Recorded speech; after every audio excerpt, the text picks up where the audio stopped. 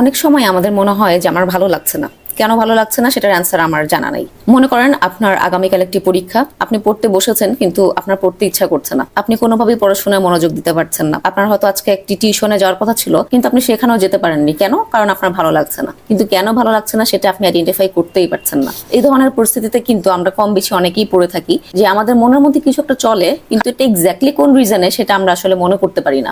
আমি যদি এখন আপনাকে প্রশ্ন করি যে আচ্ছা একটু মনে করে দেখেন তো এক্স্যাক্টলি কোন ঘটনাটার পরে আপনার আসলে এই ভালো না লাগার ব্যাপারটা শুরু হয়েছে। আপনি সকালবেলা সোশ্যাল মিডিয়াতে একটা পোস্ট দেখেছেন, আপনার বন্ধুরই পোস্ট, সেই পোস্টে সে লিখেছে যে তার বাইরে যাওয়ার একটা চেষ্টা চলছিল যেটা কিনা সফল হয়ে গেছে এবং সে খুব দ্রুতই বাইরে চলে যাচ্ছে। আপনারও মনে মনে বাইরে যাওয়ার খুব ইচ্ছা, আপনি বিদেশে পড়তে যেতে চান এবং এই পোস্টটা দেখার পর থেকে আপনার মনের মধ্যে একটা অশান্তি কাজ করছে, খারাপ লাগা কাজ করছে। আপনি হয়তো মনে মনে নিজেকে বলে ফেলেছেন যে আমার দ্বারা কিছু হবে না, আমি ব্যর্থ।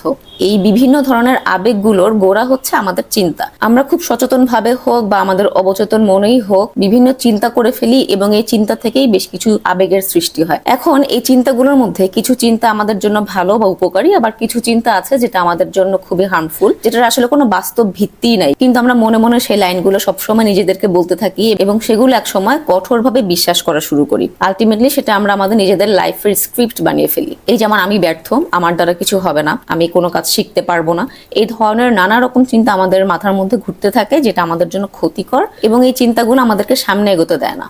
সমস্যাটা হয় তখন যখন আমরা এই ধরনের চিন্তাগুলোকে ডিল না করে এদেরকে আমাদের মাথার ভিতর ঘুরতে দেই। এই যে ক্ষতিকর চিন্তাগুলো, এই যে নেতিবাচক চিন্তাগুলো, এগুলোকে ধরে ধরে আসলে কাঠগড়ায় দাঁড় করানো খুব জরুরি। এই ক্ষতিকর প্রভাব থেকে কিভাবে আমরা বের হতে পারি? প্রথমত, প্রতিটা চিন্তা যেটা আপনাকে কষ্ট দিচ্ছে, যেটা আপনার জন্য ক্ষতিকর, সেই চিন্তাটাকে কাঠগড়ায় দাঁড় করান। আপনার সেই চিন্তাটাকে প্রশ্ন করুন, এই চিন্তাটা কি আমার জন্য ভালো? এই চিন্তাটা কি আমার জন্য উপকারী, নাকি এটা আমাকে কোনো ক্ষতি করছে?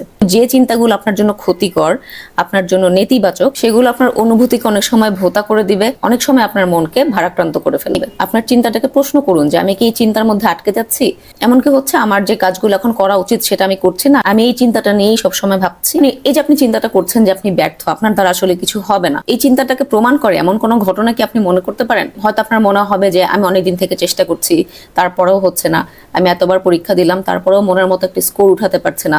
এই ধরনের অনেকগুলো প্রমাণ বা অনেক ধরনের ঘটনা আপনার মনের মধ্যে আসতে পারে যেটা আপনার এই চিন্তাটাকে সমর্থন করবে। এরপরের স্টেপ একটু চিন্তা করুন যে এমন কোনো ঘটনা বা প্রমাণ কি আছে যে যার ফলে আমি যেভাবে চিন্তা করছি এর ব্যতিক্রমও হতে পারে, আমার চিন্তাটা সঠিক নাও হতে পারে। অর্থাৎ এই যে আমি নিজেকে বলছি আমি ব্যর্থ, আমার দ্বারা কিছু হবে না, আমার জীবনে এমন কোনো ঘটনা বা এমন কোনো প্রমাণ কি আছে যেটা আমাকে বলে যে না, কোনো কোনো সময় আমি আসলে সফল হয়েছিলাম? একটু যদি নিজের সাথে বসেন, একটু যদি কথা বলেন, তখন আপনি দেখতে পাবেন যে হ্যাঁ, কোনো একটা পরীক্ষায় হয়তো আপনি ভালো করেছিলেন, কোনো একটা কোর্সে হয়তো আপনি ভালো নাম্বার পেয়েছিলেন, বা আপনি যে বাইরে যাওয়ার জন্য চেষ্টা করছেন, আপনি যে নিজেকে মানসিকভাবে প্রস্তুত করেছেন, এটা কিন্তু একদিনে হয়নি। আপনি কিন্তু একটা একটা স্টেপ ফেলে যাচ্ছেন। হয়তো আপনি একটা পরীক্ষা দিয়েছেন, আপনি একটা স্কোরের অপেক্ষায় আছেন, বা আপনি একটা স্কোর পেয়েছেন কিন্তু মনের মতো স্কোর পাননি, তাই আপনি আরো একটা পরীক্ষা দিয়েছেন। আপনি হয়তো বা ইউনিভার্সিটিগুলোতে অ্যাপ্লাই করেছেন, কোনো কোনো জায়গা থেকে হয়তো রিজেকশন মেইল এসেছে, কোনো কোনো জায়গায় হয়তো এখনো হ্যাঙ্গিং অবস্থায় আছেন। সুতরাং এমন কিছু প্রমাণ বা এমন কিছু ঘটনাও কিন্তু আপনার আছে যেটা আসলে প্রমাণ করে যে আপনি একেবারে ব্যর্থ না, আপনি কিছুটা হলো আপনার জীবনে এগিয়ে এসেছেন, কোথাও কোথাও আপনি সফল হয়েছেন, কোনো কোনো জায়গাতে আপনি ভালো করেছেন। নিজেকে প্রশ্ন করুন, আপনার এই চিন্তাটার কাছে জানতে চান যে বিষয়টাকে আর কিভাবে ভাবা যেতে পারে। আমার এখন হয়তো মনে হচ্ছে আমি ব্যর্থ, আবার এটাও ঠিক জীবনে কোনো না কোনো সময় আমি সফল হয়েছি, কোনো না কোনো কাজে আমি ভালো করেছি, আমি চেষ্টা করে যাচ্ছি, এখনো হয়তো কাঙ্ক্ষিত ফলাফলটা আমি পাইনি কিন্তু আমি এটার জন্য কাজ করে যাচ্ছি, আমার সেই সক্ষমতাটা আছে যে আমি এখনো কাজ করে যেতে পারছি। হ্যাঁ, হয়তো আমার বন্ধুর এখন সুযোগটা এসেছে, ও চলে যাচ্ছে, অবশ্যই আমি যদি চেষ্টাটা অব্যাহত রাখি তাহলে আমারও সুযোগ আসবে, আমারও সময় আসবে। কেউ তার কাজের ফলাফল হয়তো বা সাথে সাথে পাচ্ছে, কাউকে হয়তো কিছুটা সময় ওয়েট করতে হচ্ছে।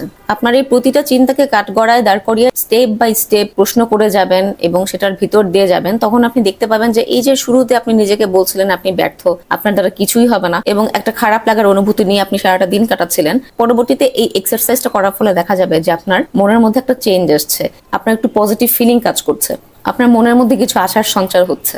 এই যে ক্ষতিকর বা নেতিবাচক চিন্তাগুলো, এগুলো কিন্তু আমাদেরকে আমাদের মনের অজান্তেই আটকে ফেলে এবং আমাদের সামনে কাজ করতে দেয় না। অনেকটা সেই অপরাধীর মতো যে অপরাধী কোনো ধরনের শাস্তি না পেয়ে সমাজে ঘুরে বেড়ায়, একটার পর একটা অপরাধ করতে থাকে কিন্তু সে থেকে যায় ধরাছোঁয়ার বাইরে। আমাদের এই নেতিবাচক বা ক্ষতিকর যে চিন্তাগুলো, সেটাও মূলত এই পালিয়ে বেড়ানো অপরাধীর মতোই, যেগুলো কিনা আমাদের মস্তিষ্কে সবসময় ঘুরতে থাকে এবং সময় সুযোগ পেলে আমাদেরকে পিছন থেকে আঁকড়ে ধরে। একটা বিষয় মনে রাখবেন যে আপনার কোনো একটা চিন্তা সম্পূর্ণভাবে আপনার লাইফকে ডিফাইন করে না। এটা আপনার একটা চিন্তা যেটাকে আপনি আপনি ভিজুয়ালাইজ করতে পারেন, কাজ করে দাঁড়া করাতে পারেন, দেখে নিতে পারেন সেটা আপনার জন্য উপকারী নাকি অপকারী, এবং কোনো একটি বদ্ধমূল চিন্তার বাইরেও যে আরো বিকল্প কিছু ওয়েজ আছে, কিছু অপশনস আছে, সেটা দেখার মানসিকতা তৈরি করতে পারেন। এই প্র্যাকটিসটা করতে করতে একটা সময় দেখবেন যে আপনি আপনার চিন্তা দ্বারা আর কন্ট্রোল হচ্ছেন না, বরং আপনি নিজেই আপনার চিন্তাকে কন্ট্রোল করতে পারছেন।